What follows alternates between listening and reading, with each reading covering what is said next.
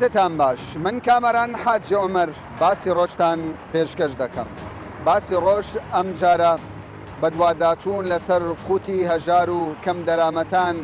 لە هەرێمی کوردستان و عێراق دەکات. ئێمە هەوڵ دەدەین بەدواداچوون لەسەر ئەو بەشە خۆراکەی کە حکوومەتی عێراق بەسەر هاوڵاتیانی عێراق و هەرێمی کوردستان دابەش دەکات. باس لە جۆری ئەو خۆراکە و کوالیتی ئەو خۆراکە و کێشە و گرفتەکانی بەردەم بریکار و تەواوی سیستەمی دابەشکردنی خۆراک دەکەین. تۆ وەکو هاوڵاتیەک ئەو خۆراکانەی لە ڕێی بایەعەوە دابەش دەکرێت پێت باشە؟ زۆر باشە، دەرەجەیەکە. هەموو مادەکان پێ باشە؟ هەموو مادەکان باشە، کوالیتیان دەرەجەیەک باشە. هەچاوی بازاری باشترە زۆریش. بەڵام هەندێک دەڵێن برنجەکەی خراپە، هەندێک دەڵێن ئاردی خۆم زیاتر من مەرەقم ئەو خواردنەی بایە. ئەو برنجە دەرەجەیەکە بەخوای. باشە، ئێستا کەم بۆ تەوە بڕی خۆراکەکە دابەشکردنەکە، یعنی داوت چێ لە حکوومەت؟ وڵا ئەو لە دەست حکوومەتی عێراقە، لە دەست حکوومەتی هەرێم نییە. بەڵام ینی گرینگە بمینێ یان پارە بدرێت لە باش. نەخێر بمینێ باشترە، بە پارە دەفتە گرانی. چەند دەبی وەرد نەگرتێ باە؟ وڵا نازانم ئەم ئاگادارنیوە جار بە جار دەچم سەن دوو ماگزارێکەوە مانج زارێک زاری وا سێ ماگزارێک چی بەکەلێک دێ برنج ناخورێ بەس زەیتەکەیە زەیتش بازار ناوێت. برنج دەدرێ، ڕوون دەدرێ، ئار دەدرێ، شەکر دەدرێ. ئەم ئێستا ئاردەکە ژانیمەوە بەڕاستی. هەر بەیاعەکە بەخۆی ئاردی سفری هەیە بەخۆی 25 لێ فەردەکەی دەمێ 25 لەیەکەی لێ دەکڕم بە پارە. باشە، حکوومەت دەڵێ ئەو بەرهەمانەی دەدەین بە هاوڵاتیان ینی کوالیتی باشە و دڵنیایی تەواوی 100% لەسەرات و هەموو خۆراکەکان دەخۆی؟ نەخێ ئەمە هیچ بە وەرناگرین کەم بەس زەیتەکە. باش ئەو برنج برنجەکەی باشە؟ ناوە ئەمە ناخۆی برنجی ناخۆی. بەڵام دەڵێن برنجێکی باشە لەوەی بازار هەیە باشترە. وڵی ئێمە برنجی کوردی دەخۆی زۆر برنجی کورد. بەڵێ بایعەکە عنی بەڕاستی تامینێ نازانم. باە چۆنە باشە؟ مانگانەکە وەردەگری؟ وەڵی وەڵە باشە؟ ئاردەکەی بەکاردێ؟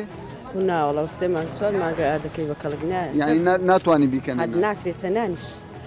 باش ئەی برنجەکەی چۆنە؟ وڵا برنجەکەی هەر بەحات خۆ بە کەڵک ناتۆ برنجەکەی بەس زەیت و شەکرەکەی باشە. ئێوە دەی فرۆشتنەوە یان بەکاری دێنین؟ بە قورعانەی نەتوانێت بکڕێ مەجبورە دەی بەکاری بێنێ هەچۆ تۆزەی ئارد سفرچیلێکی بۆ دەکرێت تێکەڵی دەکەی دەنە وەڵای بۆ نەخواردنێ نابێت نە ئاردەکەی نە برنجەکەی. ئەی ڕوونەکەی چۆنە شەکری زەیت و شەکرەکەی زۆر باشە. باشە بۆ ئێوە شتێک گرینگە حکوومەت پێتان بدە وەکو کابانی ماڵ خۆراکێک گرینگە؟ وەڵای برنجێکی جوان بدا و خەڵک برنجی پێ ناکردێ ماز ناساری دەبێ برنجی دەکرێت دەبێ بائی هەرچە کەڵاو بکەیت. باشە ئێستا گرانە بە کەس ناکردێ. باشە ئێستا دەڵێن حکوومەت زۆر جار هاوڵاتی دەڵێ لە باتی برنج و ڕوون حکوومەت پارە بدە بۆ ئێوەی کابانی ماڵ پارە بدە باشە یان خۆراکەی بدە خۆراکەی بدا باشترێ خۆراکەکی باش بوو. ئەو بایع بمینێ باشە بەڕێی تویان نەمین بمینێ ئەی پارە بدەن باشتر نییە؟ بۆ؟ ئەنکە ئارد مەسەوە فەڕایە یعنی ئەگەر نەمینێ دەبتە گرانی ئەرێ وەڵا کۆس بێکم بەس یەک مالی نەبینێ دەبتە هەتمە. باش هەندێک کەس دەڵێ برنجەکەی بەکەلک برنجەکەی لۆرم بەکەی نایە کوڕە خڵەتیە دەما هەر ئەبرێ نەبوو بخۆین. باە باشە یان باش نییە تۆ بۆ پێی هەم وەڵا برام بەس باش نییە. بۆ باش نییە؟ هیچ شتێکی برنجەکەی باش نییە، ڕوونەکەی باش نییە، باشیاکەشکم دەدرێت. بەڵام حکوومەت دەڵێ زۆر باشە کوالیتی بەرزە هەر زۆر خراپ. باش چ بەڵگەت هەیە کە خراپە؟ بخۆم بە باعی وەردەکەم هیچ باش نییە، هەر باشی تێدا نییە. برنجەکەی هە ناخورێ ئەی ئاردەکەش هەر نافتە نانی لێ نایە. خەڵک بۆ دەفرۆشی برنجەکە جوان نییە جوان نییە ئەرێوڵە خراپە ئەلان پێشە دەماندا دەواجین دەیبرد مەعمەل دەیبرد ئێستا نەدەواجین دەباتن و نەمەعمەلەکانیش دەبن ئێستا پێشە فەردەی بە 50,000 بێ ئێستا بە 80 دەدەین نابن. یعنی بۆ دەواجین بەکاردەهات ئەو برنجە؟ ئەوە ئێستا عالم دەبە لۆ دەواجینی دەبن لۆ ئەلفی حیوانان دەبن. بەس برنجەکە وا خراپ بوو؟ ئەرۆ لە برنجەکە خراپ. خەڵک ئاردی نافرۆشتەوە؟ بەخۆی ئاردی ئەگە جوان بی کەس نافرۆشی بەس چونکو خراپە عالم دەفرۆشی ئەویش دەدەنە ساحب حیوان دەبەن ئەگەنە دەبی فڕە بدرێ. باشە دەڵێن بەس دەوڵەمەند نایخوا فەقیر دەیخوا بە قورعان کەس ناخوا ئێستا هەموو عالم فەقیرەکانی سفری دەبە ئەو خراپەی دەفرۆشی سفری لە باتی دەبە.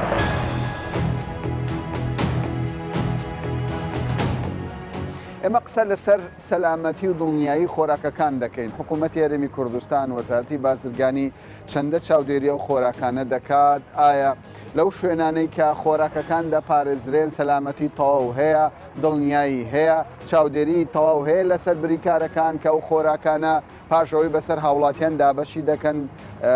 نەیگۆڕنەوە بە خواردنێکی دیکە کاڵایەکی دیکەی خراپتر ئێمە لەگەڵ بەڕێوەبەرایەتی چاودێری بازرگانی گفتوگۆ دەکەین خودی بەڕێوەبەر وەڵامی پرسیارەکانمان دەداتەوە. چۆن دڵنیایی دەدەنە هاوڵاتیان کە ئەو خۆراکەی دابەش دەکرێت 100% تەندروستە و زیانی نی؟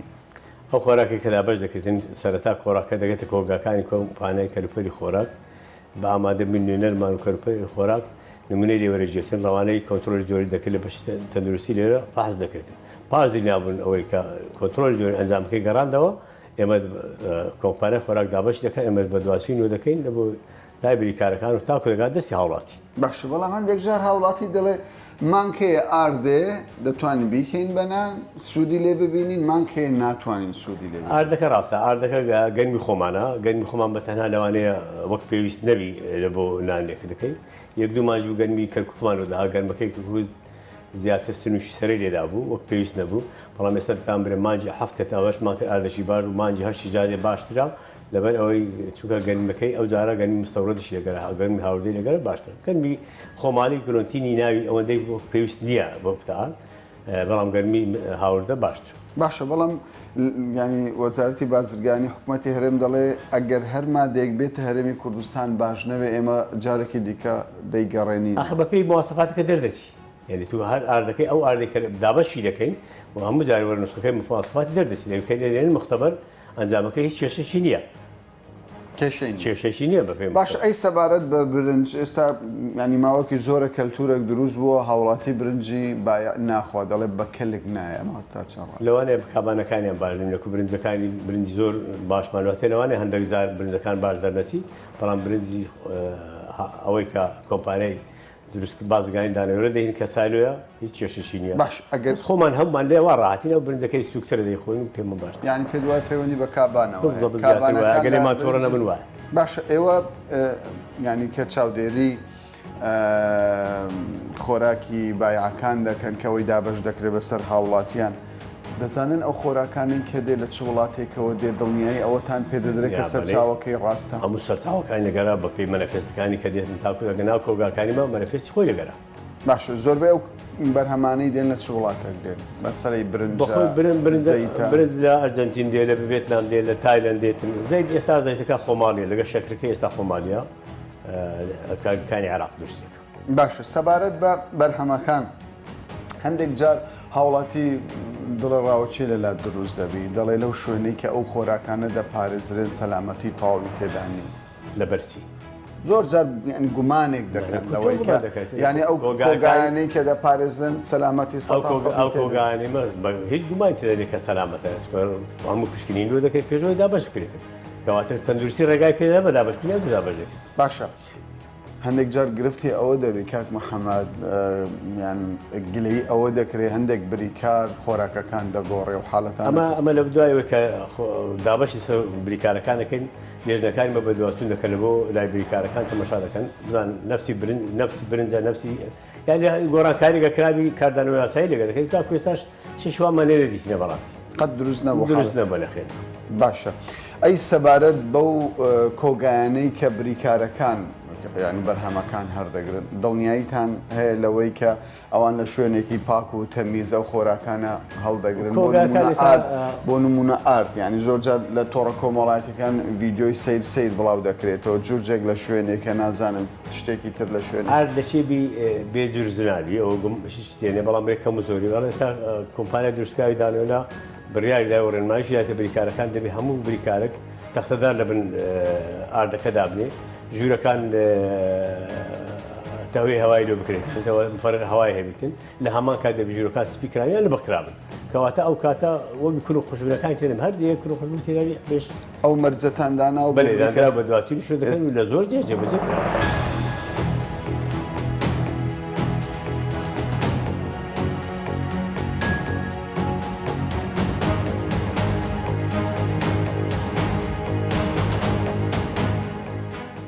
ڕێنمایی تازەتان دەرکردووە بۆ پسوولەی خۆراک من پێم باشە لەوە دەست پێ بکەم ئایا لە چوارچەوەی ئەو ڕێنماییانەدا پاکسازیتان کردووە یاخودنا بەڵێ پسوولەی خۆراک ئاشکرایە کە لە بەغداوە لە بۆمان دێ لە مەرکەز عام وەزارەتی بازرگانی عێراقی 2 ساڵ جارێک پسوولەی خۆراک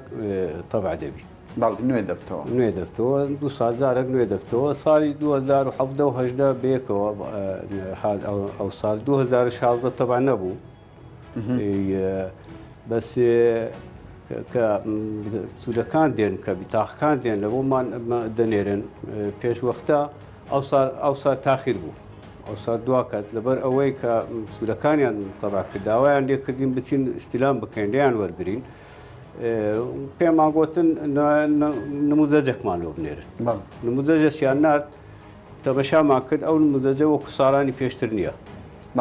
کاریان تێدا کرد ساڵانی پێشتر کوردیەکە و لەگەر عەرەبیەکە کوردیەکە تەبع دەبوو بە کوردی تاقە تەموینیە پسوولەی خۆراک ئیسم ڕئیس عایلە ناوی سەرۆ خێزان ئەوانە هەموو تاب دەکات تەبع دەبوو کە نمونونەکەمان لە بۆ هات سیرمان کرد ئەو جارە کوردیەکەی لەگە تەبع نەبووە گەڕانمانەوە سەبارەت بە ڕێنمایە تازەکان هەندێک جار هاوڵاتی گرەی لەوە دەکات دەرێ لەگەڵ نوێکردنەوەی پسوولەی خۆراک ئێستا داوای کۆمەڵێک ناسنامە دەکەن هەندێک جار کارتی نیشتیمانی دەخوازن هەندێک جار ناسنامەی ئەسلی کە بەکو گوتنی ئەسلی ینی مۆری تازەی پێوە بێتن ئەو ڕێنمایە کە تاقی تەمویلی تەوزیع دەکەین ڕێنمایی هەیە دەبی ڕێنمایەک هەبی کە تەوزیعکەین داین ئەو عایلێ لێرەمایە ئەو عایلێ لێرەیە کەسی مردووی هەیە یان نییە کەسی لە خارجدا و کەسی لێ ئەو ڕێنمایە ئەو ناسنامەی لێ داوا دەکەین کە کاری پێ دەکرێت باش ئەگەر ئەو ناسنامەیە نەدا هاوڵاتی چی لێ دێ؟ وەڵی ئەگە ئەو ناسنامەیە نەدا مەدەبی مەداوا بکەین لە هاوڵاتی خۆیان ئامادە خۆیان ئامادە یا سەرۆک خێزان خۆی ئامادەبی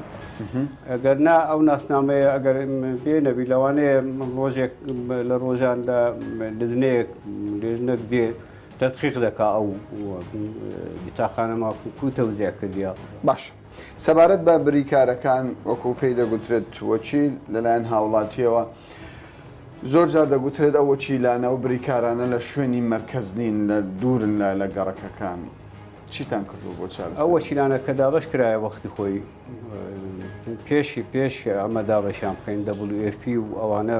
ئەو نەزەمانە دابەشیان دەکرد ئەو وەختی شار ئەوەندە فراوان نەبوو ئێستا کە وەچیلەکان لە هاوڵاتیان دوورن لەبەرەوەی شارەکە گەورە بووە و پێداچوونەوە دەکەن بەم پرسە بەڵێ زۆر بریکار هەیە شوێنمان گۆڕیە باشە سەبارەت بە بەو بڕە پارەی کە لە هاوڵاتیان وەردەگیرێ هەندێک جار لە بەرامبەر خۆراکدا هەندێک بریکار زیاد وەردەگری هەندێک کەم وەردەگری ئەوە ئەگەر سکالا و شکایەتمان لە بۆ بێ لە لای هاوڵاتیان ئەمە بە هەند وەردەگرین ئەو مۆزوعە هەر لە لای خۆشمان لێپرسینەوە دەکەین لەگەڵ بریکارەکە دەنێرین لە شوێنیدا دەنێرین و لایەنی دی هەیە چاودێری بازرگانی ئەوانش چاودێری بازرگانی تۆمار بکە و لێپرسینەوە چاودێری بازرگانی دائمی لەگەر لەسەر خەتە لەگەر باش ئێستا بریکاری تازە تۆمار دەکەن؟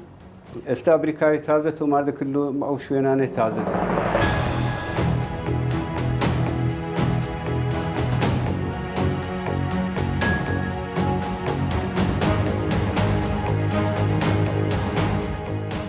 دکتۆر سەبارەت بە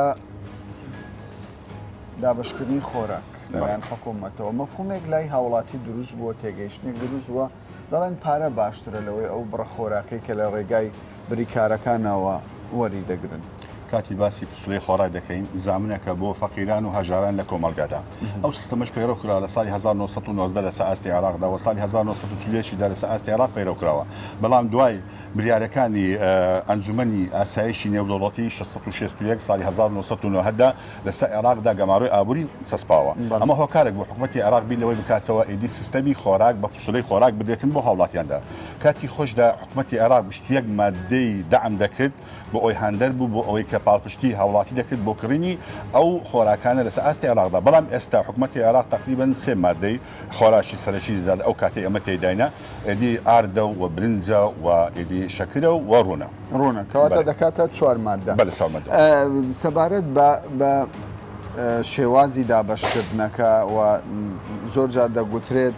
حکوومەتی عێراق دەوڵەمەندە ئەو کاڵا و ئەو بەرهەمانەی کە دابەشی سەر هاوڵاتیان دەکرێت کوالیتەکەی لە ئاستی پێویستدانی شێوازی دابەژبوونەکەی زۆر گەندەلی تێدا هەیە لەوانەیە کە پشتڕاست بە قسەکانی من فەلاح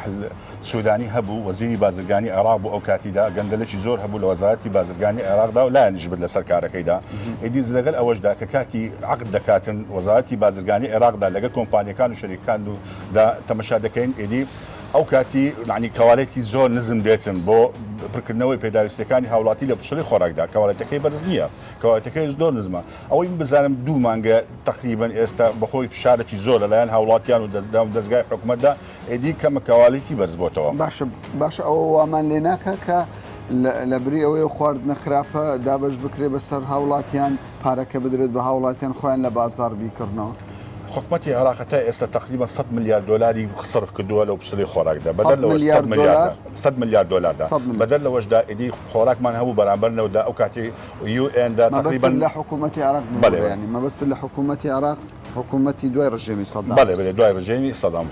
لە ساڵی 1990 تا ئێستادا تقریبا 100 میلیاری تەرخان کردووە باشە بۆچی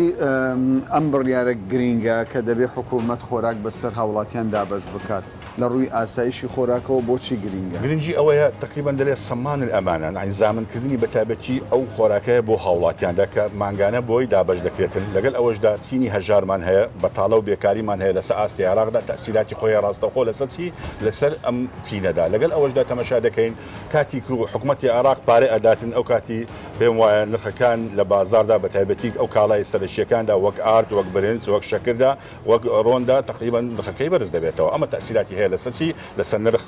ودی ئەو کاتیگەی حکوومەت دابش بکاتن نرخەکەی هەڵاستن باشە سەبارەت بە کوالیتی خۆراکەکان پێت باشە کوالیتی خۆراکەکان هەندێک جار بازدەوە دەکرێت ئەو خۆراکانی کە دابش دەکرێت لە عێراق و لە هەرێمی کوردستان یعنی هەندێک جار بازرگانیشی پێوە دەکرێت بڵێ کەواڵەتی خۆراکەکەی باش نییە هەتا ئێستانانێت تا تقریبا پێشی 2 مانگە باش نەبوو چەند ساڵی ڕابردوو و خراپ بوو هەندێک زار دەهات کەواڵەتی خۆراکەی وای دەکرد هاوڵاتی بەکاری نینی هەندێک زارانیش من جێم لێ بووە ئەو برنجێک کە دابش دەکرێتن بن بۆ کارگایەکانی ئالەفدا بۆ ئەوی بکەنە ئالیشی تقریبا ئاژەڵەکاندا لەبەر ئەوەی دەکەواڵەتەکەی زۆر نزمە و بەقەلک نایدێ هەندێک زارانیش تاجرەکانی خۆمانە بیل لەوەی دەکەنەوە کۆ بکەنە ئەو برنجەی لەناو خۆ ئیدی تەزدیری دەکەن بۆ تورکیا لە تورکیا عقد دەکرێتن لەگە وەزارەتی بازرگانی عێراق زارشی ئەسوورێتەوە ئەخولێتەوە داخلی عێراق دەبیتی بەکارێتێکی زۆر نزم باشە بەڵام زۆر جار حکوومەت دەڵێ ئێمە کوالیتیمان یەکجار بەرزە هیچ خۆراکێک داخلی عێراق نابێ ئەگەر دڵنیایی سەداسەدی لەسەر خۆ دەزانێت لەسەر ئەخاڵی هەر سنوورێکدا دەبێت حەجری سەحیمان هەبێتن چاودێری بەتایبەتی تەندروستی بۆ ئەو خۆراکانێک کە دێتن عێراق زۆر لاوازە لە بوارەیدا لەبەرچی لەبەر ئەوەیدا کادری پێشکەوتوی نییە یان تاقیکردنەوەی پێشکەوتو نییە بۆ دابینکردنی ئەم چاودێریە لە سنوورەکاندا ئەمەش تەسیراتی خۆی لەسەرچی لەسەر کەواڵەتی خۆراک لەسەر ئاستی عێراق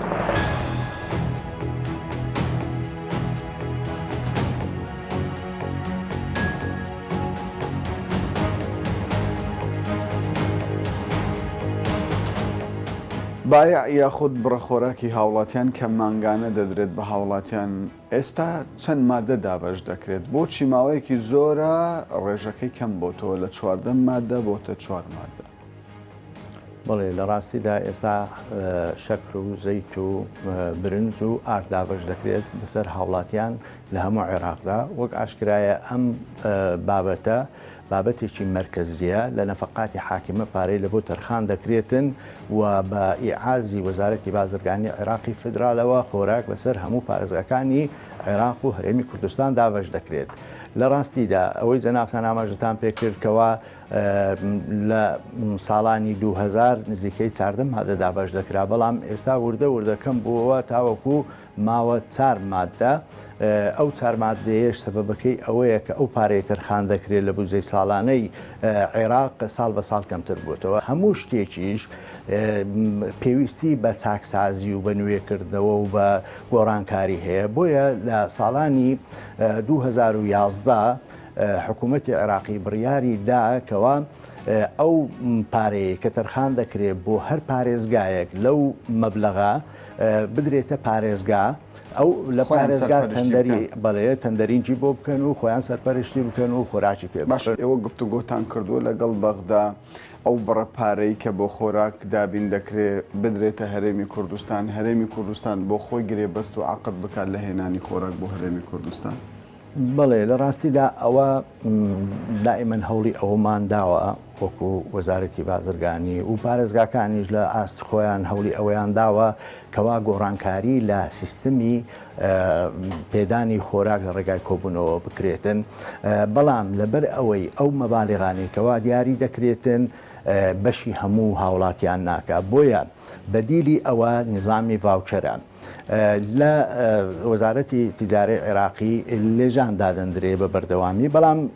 نوێنەری ئێمەی تێدا نیە بەداخەوە. هەرێمی کوردستان ڕای نییە لەسەر ڕای نییە لەسەر ئەو بابەتە. چەندین جار داوامان کردووە کە لیجانەکان کە دادەندرێ هەرێمی کوردستانیش نوێنەری هەبێتن بۆ ئەوەی ئەویش ڕای بۆ خۆی بدات، بەڵام دیارە ئەوان ئەمە پێشتر قسەمان لەسەر بڕە بودجە کرد، ینی بودجەکە کەم بۆ تۆ بۆیە کڕنی مادەکانیش کەم بۆ تۆ، بەڵام کێشە لەسەر زۆری کاڵاکانیشە. ئەو بەرهەمانەی کە دەدرێت بە هاوڵاتیان زۆر جار هاوڵاتی بەکاری نایێنێ لەبەر ئەوەی کوالیتی یەکجار کەمە، ینی پێدوانیە گرفتێکی گەورە لە مەشەر. بڵێ ئێمە ناتوانین لە جیاتی وان لە جیاتی وەزارەتی بازرگانی عێراقی فیدرال دیفاع لە وەزارەتی بازرگانی عێراقی فیدرال بکەین، لەبەر ئەوەی زۆر شت هەیە ئێمە نایزانین وەکو وەزار یاخود پرسمان پێ ناکرێ و ڕای ئێمەی وەرناگیرێ، بەڵام بەپێی ئەو بۆچوونانەی ئێمە و بەپێی ئەو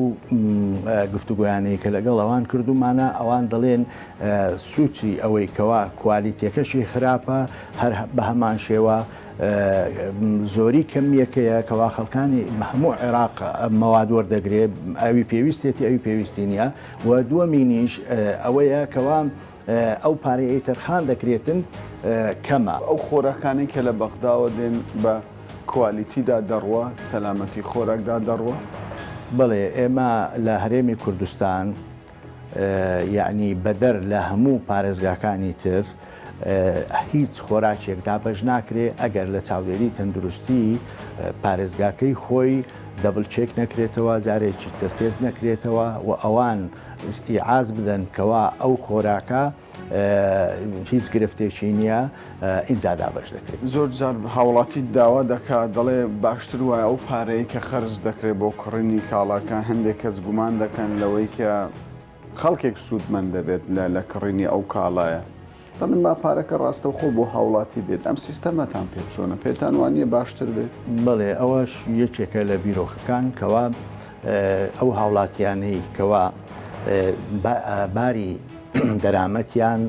باش نییە، واتە داهاتی ڕۆژانەیان لە سەقفی $5 ئەوانە خۆراکیان پێ بدرێت لە ڕێگای